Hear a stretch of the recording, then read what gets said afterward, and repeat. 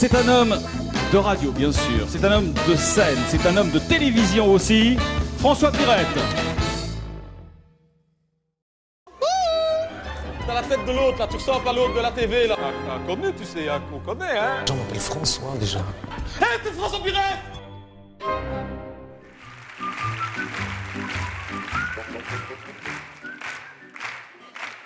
Camarades,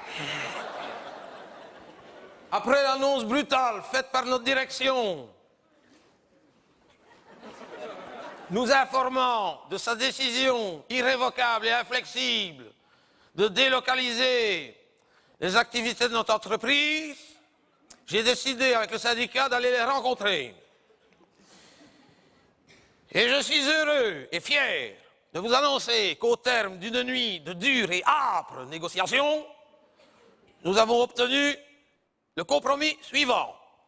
Certes, l'unité de stockage et traitement sera délocalisée à l'étranger car nous ne pouvons pas rivaliser avec les salaires aussi bas.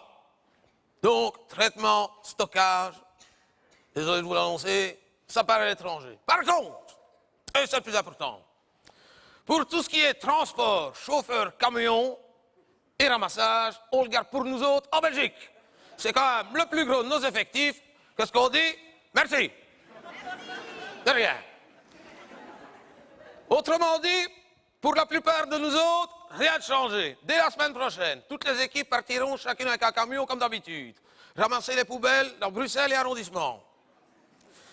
La seule différence, c'est que vers 11h, 11h30, quand les premiers camions seront pleins, ils partiront non pas vers Vilvoorde, mais ils prendront l'autoroute et iront directement vers le Pakistan.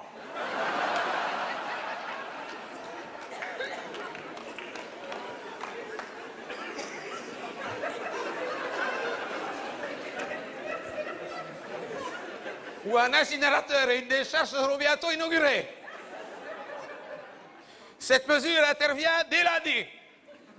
Certes, le premier coup de pioche de la nouvelle décharge et du nouvel incinérateur n'a pas encore été donné, mais le temps de faire le trajet, quand vous serez arrivé, il sera inauguré depuis longtemps. Je répète, une équipe prend un camion, va ramasser les poubelles. Une fois le camion plein, direction Islamabad. Là-bas, comme d'habitude, rien de changé. On décharge le camion, on passe le jet, on revient. Mais j'ai quand même obtenu de la direction que le chauffeur puisse dormir au moins 5 heures. Et je vous en conjure, les gars, ne faites pas les cow-boys. Je sais bien qu'après 5 à 6 mois de route, tout dépendra de l'équilibre politique des régions traversées. Je me doute qu'après 5 à 6 mois de route non-stop, vous êtes impatient de rentrer chez vous, mais ne faites pas les cow-boys. Dormez au moins 4 à 5 heures, je ne veux pas d'accident. Jouons la sécurité.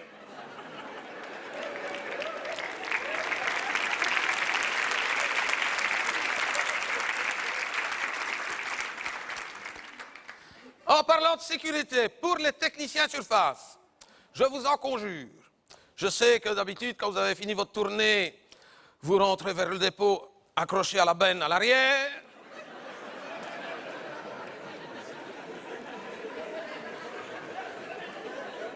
Je vous le demande comme un frère, cette fois-ci, ne faites pas les cons. Jusqu'à Islamabad, faites le trajet dans la cabine. Nos collecte, Belgique, traitement, Islamabad. Malheureusement, malgré ce trajet copieusement rallongé, je n'ai pas pu obtenir de la direction de renforcer les équipes. Nous tournerons donc avec le même effectif qu'aujourd'hui. Ce qui veut dire qu'à partir de maintenant, les poubelles ne seront plus collectées à Bruxelles et région que tous les premiers mardis de l'année.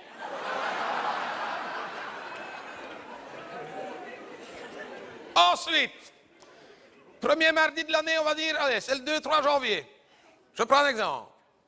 Vous collectez vos poubelles, 11h30 midi, le camion est plein.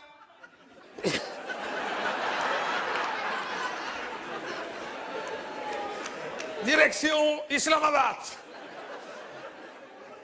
Je n'ai pas encore obtenu satisfaction, mais je pense que normalement, chaque camion devrait être équipé d'un GPS. c'est pas gagné. Islamabad, 5 mois de route. Vous arrivez là-bas, déchargement du camion, on passe le camion, j'assiste, le chauffeur dort 4 heures. Faites pas les cons, non, franchement, prenez-les. Retour en Belgique du côté, je vais dire 5-6 décembre. Là, j'ai obtenu la direction que vous puissiez passer les fêtes en famille.